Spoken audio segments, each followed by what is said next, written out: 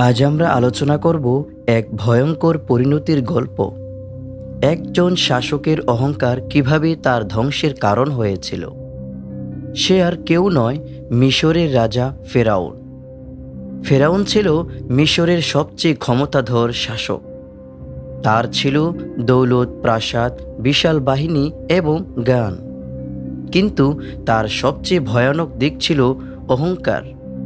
সে শুধু মানুষের উপর জুলুম করত না, বরং নিজেকে বলতো, আমি তোমাদের শ্রেষ্ঠ রব। ফেরাউন বলল, আমি তোমাদের মহান পালনকর্তা। সূরা নাজিয়া আয়াত 24। আল্লাহ তাআলা কোরআনে আরও বলেন, নিশ্চয় ফেরাউন দম্ভ করেছিল এবং সে ছিল সীমালঙ্ঘনকারী। সূরা ইউনুস আয়াত 83। তার অহংকার এতটাই বেড়ে গিয়েছিল যে আল্লাহর নবী হজরত মুসা আলাইহিসসালামকে পর্যন্ত অস্বীকার করেছিল এবং তাকে হত্যার পরিকল্পনা করেছিল। এই অহংকারই তাকে সত্য গ্রহণে বাধা দেয়। আল্লাহর হুকুম অমান্য করে সে মানুষকে গুমরাহ করত। শেষ পর্যন্ত আল্লাহ তার অহংকার চূর্ণ বিচূর্ণ করে দিলেন।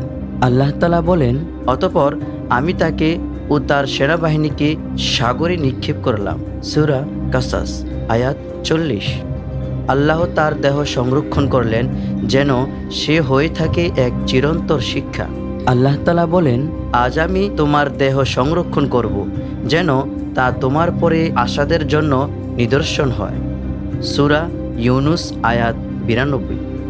রাসূল সাল্লাল্লাহু আলাইহি সাল্লাম বলেন, যার অন্তরে অনুপরিমাণ অহংকার থাকবে সে জান্নাতে প্রবেশ করতে পারবে না।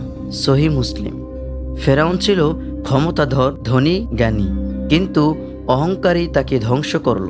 আজও যারা সত্য অস্বীকার করে অহংকারে ডুবে থাকে, তাদের জন্য ফেরাউন এক জাগ্রত সতর্ক বার্তা। আসুন আমরা বিনয়ী হই, অহংকার থেকে বেঁচে থাকি।